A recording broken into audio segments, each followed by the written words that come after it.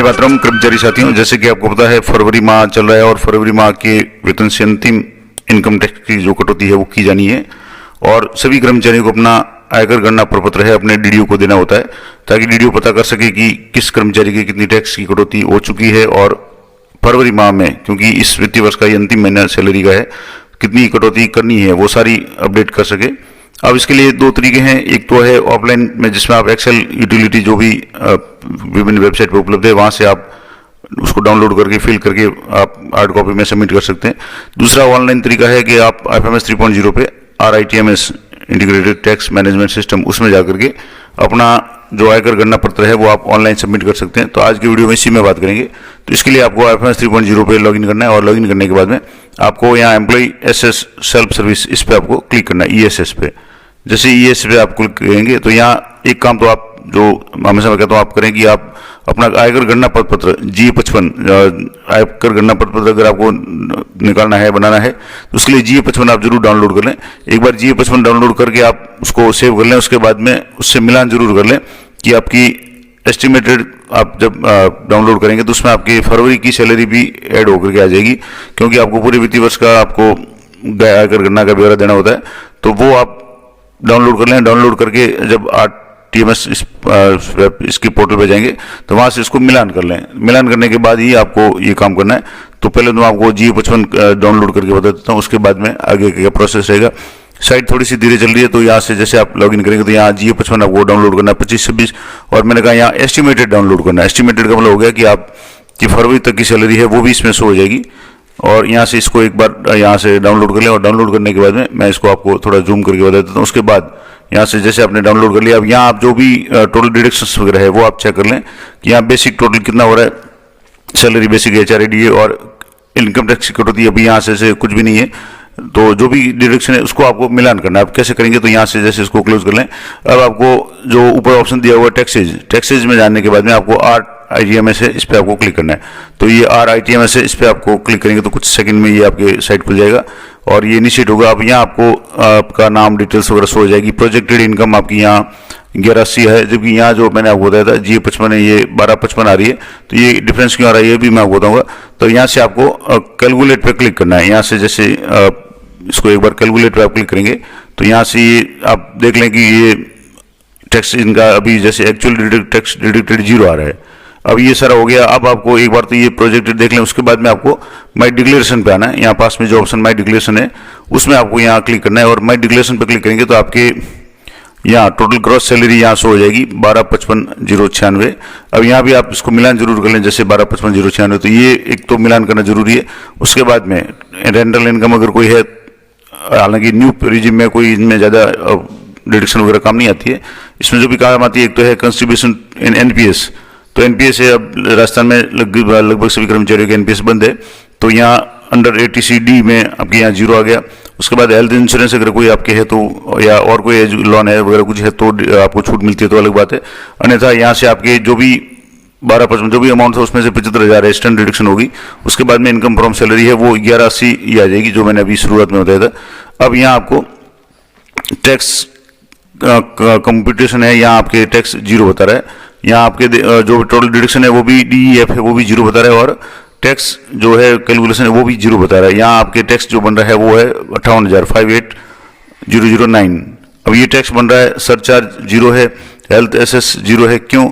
तो जैसे tax after rebate and relief है, वो जो टैक्स बन रहा है वो 58,000 बन रहा है, लेकिन रिबेट अंडर सेक्शन 87A यहाँ आपके 60,000 तक की छूट है।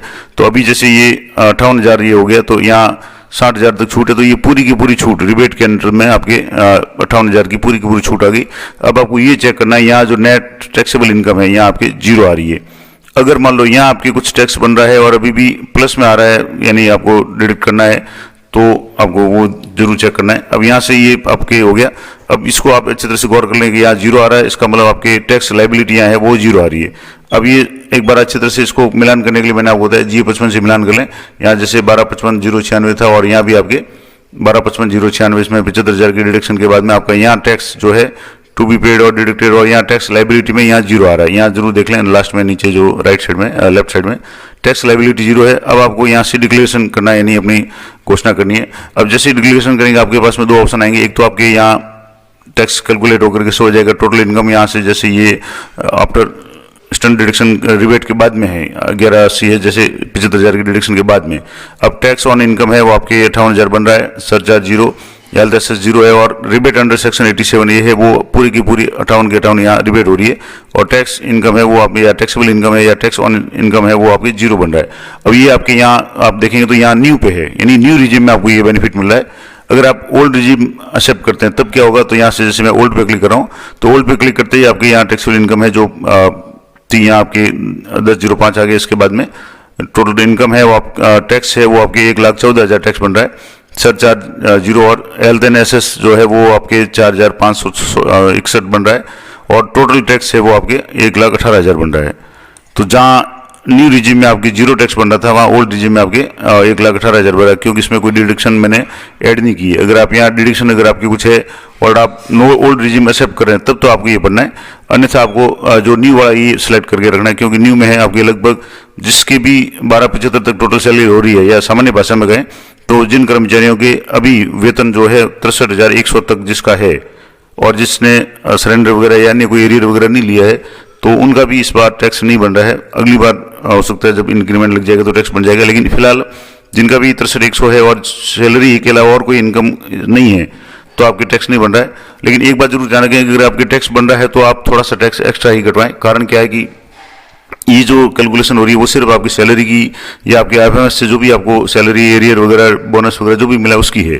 लेकिन जब आप ITR भरेंगे जुलाई में तब आपके जो बैंक्स में अगर आपके कोई ब्याज वगैरह है तो उसका ऐड होकर के आएगा, EIS और TIS जब आप चेक करेंगे तो आपके बैंक से जो भी ब्याज वगैरह मिला वो भी आपके जुड़ के आएगा, और वो ब्याज जब इनकम में जुड़ेगा तो आपका टैक्स है वो बढ़ जाएगा। इसलिए हमेशा मैं कहता हूँ कि टैक्स आपके अगर मान लो 5,000 टैक्स बन रहा है लाइबिलिटी, तो आप उससे ज़्यादा आप 7,000 10,000 ही कटाएं, ताकि आपके बाद में कोई भविष्य में समस्या नहीं हो।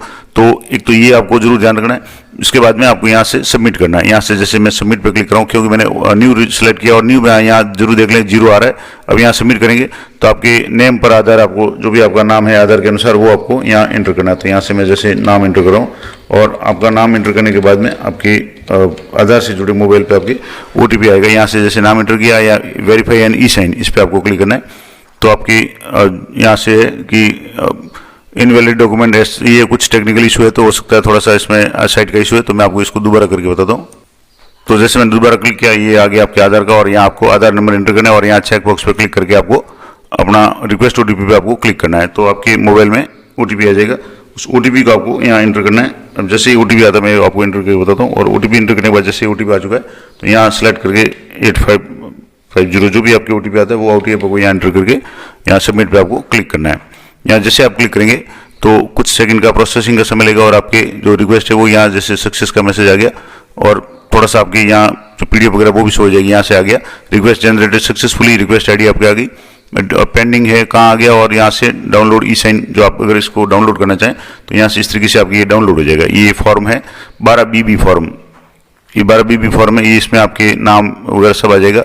यहाँ आपके जो भी डिडक्शंस या क्लेम्स है वो आपके यहाँ जैसे जीरो आ रहा है। अब यहाँ आपके और भी अगर यहाँ देखना चाहें तो यहाँ से जैसे मान लो खास करके आपकी इनकम वगैरह यहाँ से देख लें तो यहाँ जैसे 1255 जो इनकम थी टोटल इनकम ये 1255 शो हो रही है, और यहाँ भी आपको मैंने G55 में बताया था कि 1255,096 तो ये यहाँ शो हो रही है। इसके बाद में स्टैंडर्ड डिडक्शन के 75,000 यहाँ माइनस हो रहे हैं, स्टैंडर्ड डिडक्शन 75,000, इसके अलावा और कोई रिबेट है नहीं, तो ये टैक्सेबल इनकम यहाँ 1180 होगी। उसके बाद में जो भी ATC वगैरह में ये जो भी बन रहा है, लेकिन इसका कोई मतलब नहीं है। यहाँ टैक्स आपके टोटल यहाँ से टोटल टैक्स ऑन इनकम है 58,000 बन रहा है, और 58,000 के बाद में रिबेट अंडर सेक्शन 87A यहाँ भी आपके 58 के 58 पूरी रिबेट हो रही है, और टोटल टैक्स पेबल है वो आपके जीरो आ रहा है।